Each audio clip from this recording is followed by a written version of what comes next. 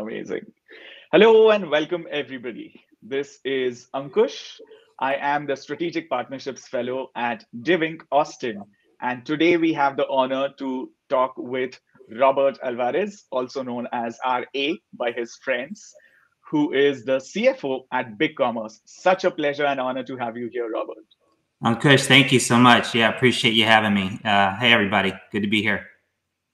Awesome. So, briefly, to all the people who may or may not know about us, DivInc is a nonprofit startup accelerator, and we are on a mission to generate social and economic equity through entrepreneurship. You can check us out at our social media links that are dropped here and also on our website, diving.org. So, a little bit about Robert, and then we're going to jump into our conversation with you, Robert. Since joining BigCommerce in 2011, Robert has guided BigCommerce through its first IPO and through the trying and testing times of 2020 in the middle of COVID. Uh, Plus, he's also taken BigCommerce through the first follow-on offering and private growth financing rounds with tier one institutional investors. More importantly, Robert has been recognized by the Austin Business Journal as 3X CFO of the Year, most recently in 2021. Congratulations for that, Robert. Thank you. Yeah, it's a team award, not an individual award. So thankful I've just got an amazing team at BigCommerce, and so proud of what the team's accomplished over the last actually 10 years that I've been here. But with the IPO last year, definitely shined a light on BigCommerce and the team. So couldn't be more proud of them.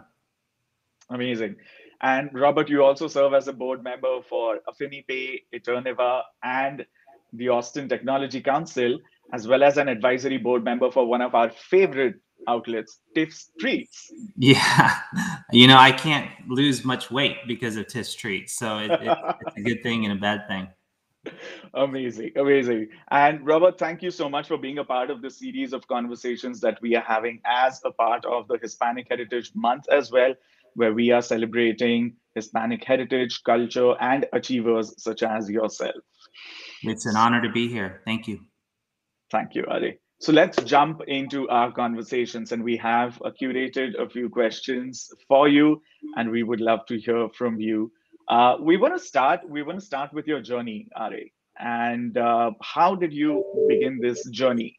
What led you towards becoming the CFO, the award-winning CFO at BigCommerce? Please take us through that. Oh gosh, yeah, my journey. I mean, I'll start with my family. So my dad's side of the family is from Spain, and my mom's side of the family is from the Philippines. And so I was actually born right outside of Manila, in a little town called Pasig, and we immigrated to Houston when I was about 3.5 years old. So I'm the youngest of three kids, and my story started really through my parents, and my family. And I remember as a kid, they never talked about it, they never kind of highlighted it, but I could just see it that they sacrificed a lot, just like a lot of parents who immigrate here. They always put their kids first, and the future for their kids matters more than anything. And I lived through that. I saw my parents work really, really hard. I saw my parents sacrifice pretty much a really nice life in the Philippines. It would have been far easier for them to stay in the Philippines, but I was born in the time where martial law was there. It was a lot of political unrest. My mom was fortunate enough to get a visa approved because the U.S. needed accountants, and my mom was a really good accountant, and so she got a visa approved, and it was actually expiring. And she went to my dad, and she said, "It's now or never. We've got to go." And my dad said, "Well, I can't leave the business." He built a really successful textile business in the Philippines. He had a factory, he had a lot of employees. And he said, "I can't leave." And she said, "Okay, I'm leaving. I'm taking the three kids. You come when you can, but I'm leaving." And so she did. My 4'9" mom, who never really, thankfully, everyone in the Philippines speaks English, but she came here. She didn't Yeah, she went to a part of the U.S. that she didn't have family, and I remember our first place was maybe a 1-bedroom or 2-bedroom apartment with 3 kids, and I bring that up because I always think to myself, no matter what I go through, no matter what challenges come my way, I never complain, because the sacrifices they made for me, it's just it just gives me a lot of perspective that I need to. For some reason, I was always pushed. It was like fuel to my fire to make their sacrifice worth it somehow. And I still have that chip on my shoulder today. The biggest driver or fuel to my fire, even as a kid, was I wanted to make them proud. I never wanted to disappoint them. I wanted them to, look back and say, you know what, what we did was the right thing to do. And for that, I think it's a driver for me, and I know it's a driver for a lot of folks who have a Hispanic background or are immigrating to the U.S. It was actually fuel to my fire. It was not it didn't hold me back. It really pushed me forward, and it still does today. And I'm very grateful for it. I'm very grateful for the sacrifices they made, but more importantly, I'm grateful for all the things I learned from my parents and from how they raised me. It was never talking. It was all action. It was all actions speak louder than words. And what they instilled in me was just a great degree of work ethic and faith and positivity that it has really helped me throughout my career. So that's the foundation of my story. I grew up in Houston, which is a very diverse city. Right. I remember by the time I was 14, I think I was exposed to every culture, every religion, every gender identification. I mean, all of that was just part of growing up, and I'm very thankful for that too. My views were broadened just by growing up in such a diverse place like Houston, and that kind of helped shape me. And then, once I started working, it was a product of just amazing fortune.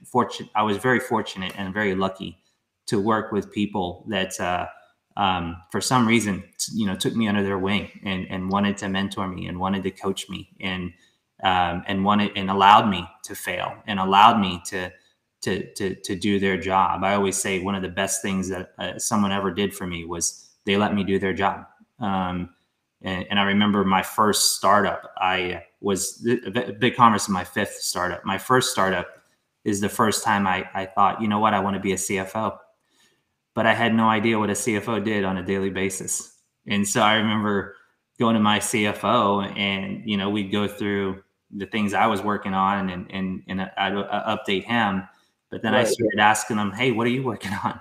What's on your list? Because I'd go over my list and I said, what's on your list? And he started sharing what's on his list. And I said, you know what? I know I need to learn that. I need to do that. You mind if I take a stab at that? I'll do it tonight. I'll have it back to you tomorrow. It'll likely be wrong. Just do me a favor. Don't fix it for me. Let me fix it. That way I can really learn it. And so we started building this rhythm. It was like one thing a week. And then that thing turned into like 2 things a week. And, before I knew it, 6 to 9 months later, the things I was putting together for him we were public. So it was, materials for investors, for employees, for the board. He would just not make any changes and he would just send it out and copy me. And then all of a sudden I started building this confidence that says, you know what, I think I can actually do that job because he allowed me to learn and do the job. And, that's just carried forward through all the other startups that I've been through. And I try to do the same with my team. I think that's the best thing we can do is to give people the opportunity to do the work and to really learn. And, I think that's how people keep their learning curve really steep. And, that's what I love about startups. I think startups, if you control your learning curve, you just have to have the right mindset. You just have to have the right work ethic. And you have to be brave enough to build relationships and get mentorship and advice. And, I think, long-winded answer, but I think all of that has helped me, really, really throughout my career. And I just feel really grateful and lucky for that. Incredible.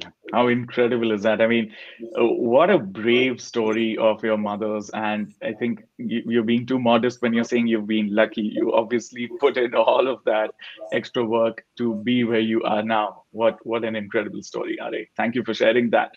And you did mention a little bit about growing up in Houston in a multicultural society, but I also want you to share a little bit about that's what you said. You share a Filipino and a Spanish heritage. Mm-hmm. How do you think it has influenced you and your outlook towards work, towards life? Any thoughts on Sure. that? Well, whether you're from Spain or you're Hispanic or you're Filipino, I mean, there's a real strong common denominator, and it's family, faith, and food. Right? It's the three Fs. And Ankush, I know where you're from. You shared your story with me. You probably can agree: family, faith, and food. Right? I think food becomes the number one Yeah. priority. Right. Well, and you show your love through food, right? Like I True remember that. growing True up, my that. friends would come over, and if they didn't eat 3 plates of my parents' cooking, it's like offensive. It was like, what's wrong? Did they not like it? But I think the family, faith, and food thing is something that I look back on, and I'm trying to instill that in my kids. I think that they're with our backgrounds, there's a term at BigCommerce that we use a lot. We actually use it to recruit people, promote people, and it's called, we call it ambitiousness, being ambitious. Wow. Ambitious in your thinking, in your goals, in what you're trying to accomplish, but have this, like I always say, beautiful degree of humility about you, Wow. where when you look in the mirror, you're not focused on the things that you already know. You're focused on the things that you still need to get better at, and you're brave enough to go get better at it and get mentorship and get help and put in the work. And, I think being ambitious, I learned that from my family and where I'm from. I think that degree of humility is something that I think is a superpower. I think business today, there are traits in leaders and employees and whoever, whenever you're trying to build a team, I think it's different today. I think teams and people and everyone we work with, we talk openly and value characteristics like humility, like empathy, like compassion. Those are traits that people didn't talk a lot about 20 years ago. Exactly. I can tell you right now, if you're not talking about it, you're probably gonna lose your people. I mean, I think people by nature are very purpose driven. I think people by nature really gravitate and want to work with teams who have those characteristics. Really play that we game. Not the me game. Really kind of think about the mission and the purpose, and it fuels their fire, and they're willing to dive in and do whatever it takes. And I think that's how you have to build teams today. And I think it's only going to become more important that you stay ambitious going forward, you stay empathetic, you stay compassionate, and all those values and those characteristics are wired into people. Like by the time we recruit someone, those traits are wired in. So we spend a lot of time and effort trying to evaluate those traits when we recruit people. We spent a lot of time assessing performance around it, assessing potential around it, promoting around it. We built a whole system around this, and I think it's one of the reasons why BigCommerce has done really, really well. And I always had a goal for BigCommerce. I was employee 44 at BigCommerce. We were a much smaller company 10 years ago, but I knew we had an opportunity to become a big company. But I never wanted to become a big company and lose the soul of our company along the way. And so we had to put a system in place, and the characteristics and the values and the beliefs that I'm talking about are things that we've completely injected into this company. And all of those things I would attribute to where I'm from and what I learned from my family, and all the things that are wired into me. And I think it served me really well, and I think it's serving our company really well. That's incredible. That's incredible. It's almost like, RA, you being a conduit of all the legacy that you have, and then you're passing it forward onto all of your team members. And I love the term that you have coined, ambitious. Be humble and ambitious. And It, I saw it. I remember years ago, I saw it somewhere. Someone was being interviewed on CNBC, and I saw that word, and I remember that's it. There's one word that we want to use to describe what type of people we're looking for, and what type of people we want to develop, and what type of people we want to promote. Ambitious. And it's that ambitiousness which has made BigCommerce into one of the most preferred companies to work for, right? Kudos to that as well. I think it's a big part. People, gosh,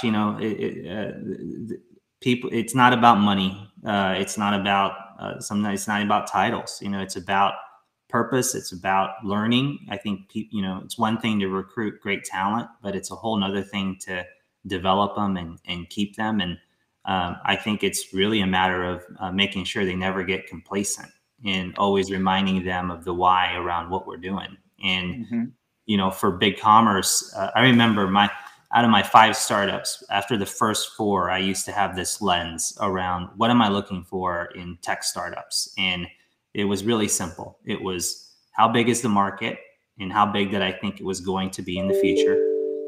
How disruptive is the product, or how disruptive did I believe it would be in the future? How much did I believe in the team?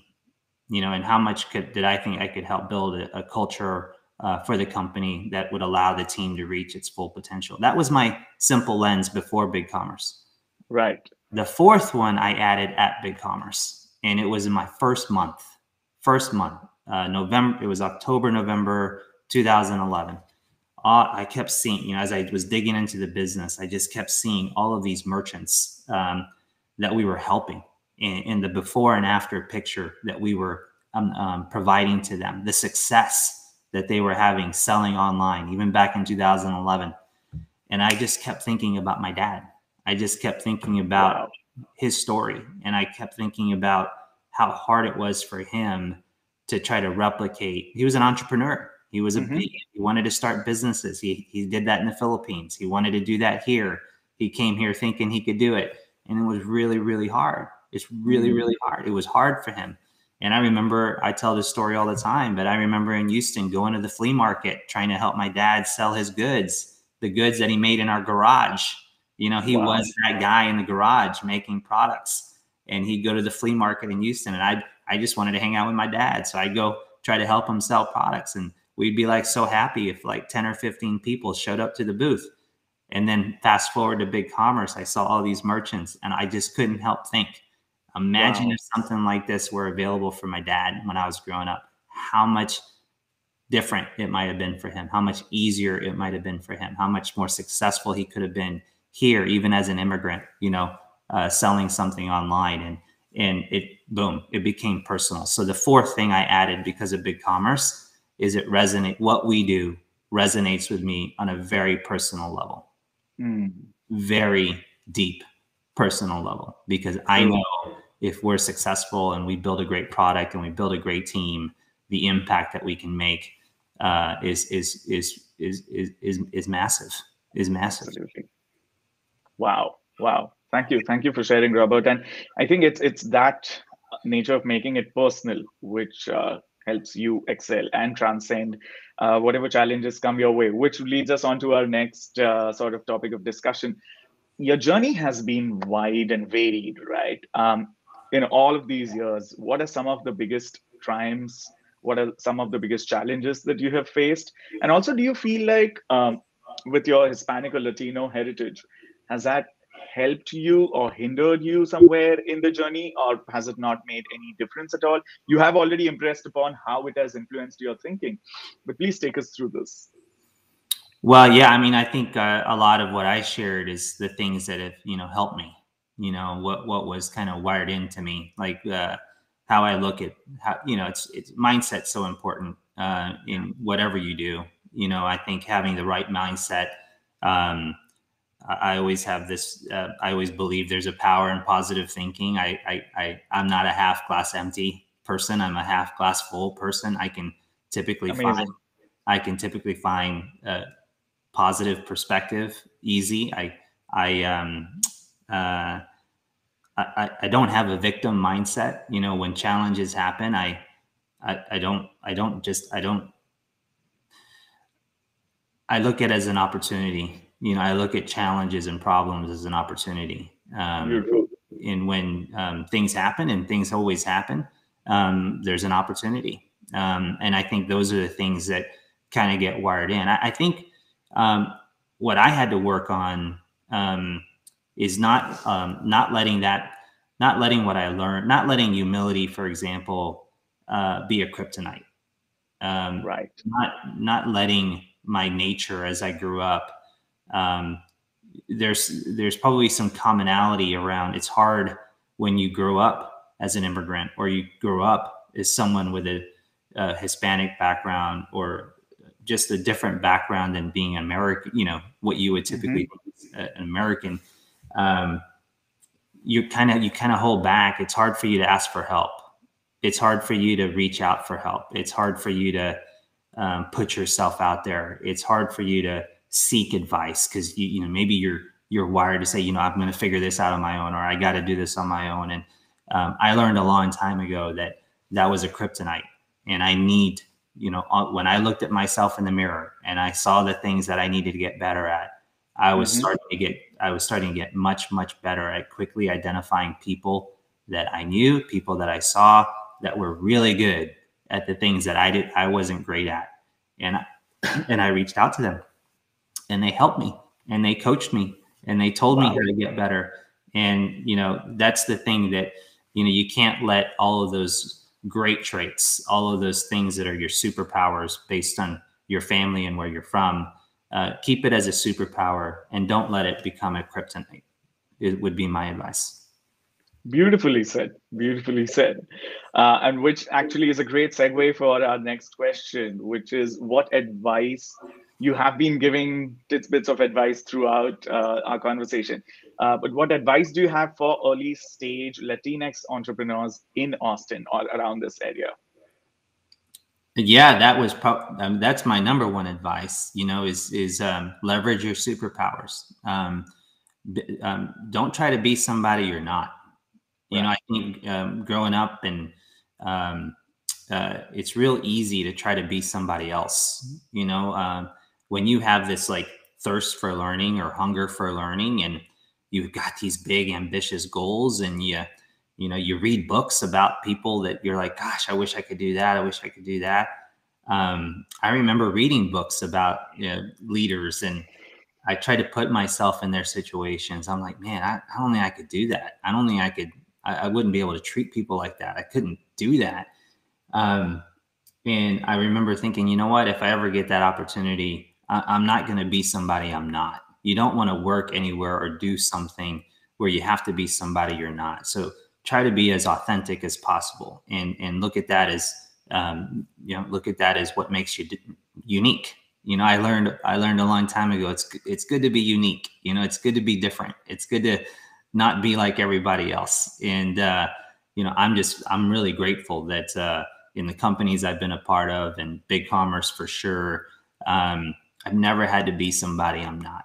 You know, I've always been able to just be myself. And I think if I ever get to a point where I feel like I can't be myself, then it's probably time for me to go. But I'm super, and that's what I would say. I would say use all those things that we just talked about. Use that family background, use that family history, use what you've learned from your parents and your friends and your culture. Use it as a superpower, but also recognize the times when it can be kryptonite. And you know, the times when it can be kryptonite is, you know, those times when you know, you need to reach out for help. You know, if you really want to get to where you want to go as an entrepreneur, it's really hard to do it by yourself. If you know, read all the books about great successful entrepreneurs, they'll give a lot of credit to all the people who have helped them, who have held their hand, who have lifted them up, who have given them direction, given them guidance. Well, you can't get that unless you're vulnerable enough to ask for help. Absolutely. Unless you're brave enough to ask for help, unless you're courageous enough to ask for help. And so I would, any aspiring entrepreneur, anyone who is trying to start a business, don't think you got to do it alone. Recognize the things that you're good at, understand the things that you need to get better at, go find those people who are really good at that. And I promise you, most people love to pay it forward. I always say, when people come to me and they want to be mentored, and I can tell you there's two types of people, Ankash. You're either mentorable or not mentorable. Well said. It's one thing to want mentorship. It's another thing to be mentorable. Right. And so I would tell any entrepreneur, early stage, mid stage, just always be mentorable. Always be mentorable. Ask the right questions. And the difference between, one of the things I've learned is when I was seeking for mentorship, I would come down with maybe 2 or 3, 4 questions, not a ton. Right. I would listen like 90% of the time when I was seeking mentorship. And when I got mentorship, I remember taking action and doing the things that people told me I should go do. And then the next time I met with them, I actually told them the things that I did. And those people were like, wait, what? You actually did something? You actually put it to action? And I was like, of course. I mean, thank you for your coaching and your mentorship. And then boom, the floodgates open. And then they were like, all right, here's what you got to do next. This is what you got to do. And I was like, oh, this is awesome. This is awesome. But you gotta be brave enough to ask for help. You got to be vulnerable enough to ask for help. But then probably more importantly, you got to put in the work. You got to take that advice and treat it as priceless advice and go put it to work. And then you'll get more. It's like domino effect. And anyway, I go back to, you just have to be mentorable. That's amazing. That's such great advice, Robert. Be mentorable. Amazing. And then this brings us almost towards the end of our conversation. Robert, we are speaking in the middle of Hispanic Heritage Month. And while it is a great celebration, month-long celebration of the Hispanic heritage and culture and achievers, how do you think Hispanic heritage and culture can be celebrated throughout the year and not just necessarily remaining restricted for a month-long celebration? What are your thoughts on that? Goes back to family, faith, and food. I think that doesn't have to be 1 month. I think that's every day, every week, every month, every year. Family, faith, and food. And I remember, Ankash, when I was graduating from UT, I remember interviewing with it was a big 6 accounting firm then. And I remember interviewing with this partner in Houston, and this guy was just so intimidating, right? I think about Ebenezer Scrooge, that type of person, like just really intimidating.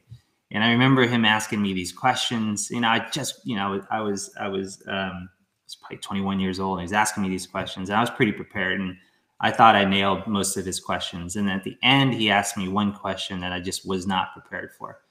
And he said, Robert, fast forward your career, you're my age. Looking back, how would you define success? And I said, and I remember looking around his office and looking at him. I was like, shit. I said, sir, I got to be honest with you. If I have kids that look at me, love me, respect me, and admire me the way I do my parents, that's success. And he said, that's how you would define success? I said, yes, sir. That's how I define success. And I remember calling my girlfriend, my now wife, and I said, man, I really screwed up that interview. And, lo and behold, I got an offer the next day. Amazing. So that was one of the first lessons. I was like, you know what? Just be yourself. Speak from the heart. Tell it like it is. And what's meant to be will be. Trust it. Yeah. It's happened for a reason, and I believe that. I believe in serendipity. I believe in just trying to be yourself, and things will work out, and things do happen for a reason. But yeah, I share that story because it's again, I'm the biggest mama's boy you'll ever meet. I'm someone who puts family above everything else. And if you were to ask me today how I would define success, I would define it exactly the same way. Amazing. Amazing. So how do we celebrate? I think celebration, keep it in perspective. Have gratitude. Be grateful. Don't focus on the things that you don't have. Focus on the things that you do have. Don't look at problems as problems. Look at as opportunities. Remember where you come from. Remember, I always tell people, even at BigCommerce, when things get tough and things get hard and everyone's so overworked and stressed, I'm like, team, keep it in perspective. Remember where we were 2 years ago. Think about where we are now today. Think about that trend line. Think about where we're going. Perspective is very, very powerful. I think gratitude is very, very powerful. And so a lot of that is wired into folks with a Hispanic background or any other background that teaches them that early on. Use it to your advantage. That's how you celebrate.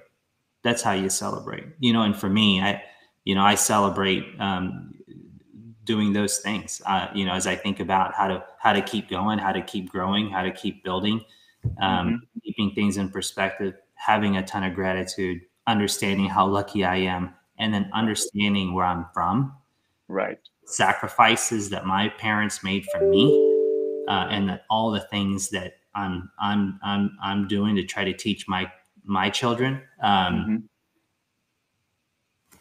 I celebrate that every day. Beautiful. Beautifully said, Robert. Family, faith, and food. That is incredible. And that's something that's going to stay with us. Thank you so much. Thank you so much for enlightening us. What an incredible conversation this has been. And I think everybody who would be watching this, no matter what platform they're watching it on, is going to be infected with that positivity that you've instilled in this conversation. I think one can tell that you lead from your heart, and being ambitious is definitely something that is going to stay with me and with the audiences. And Robert, how can people reach you if they want to get infected with more positivity from you? Sure. Yeah. Connect with me on LinkedIn. I respond to it. And so, yeah, feel free. We'd love to connect.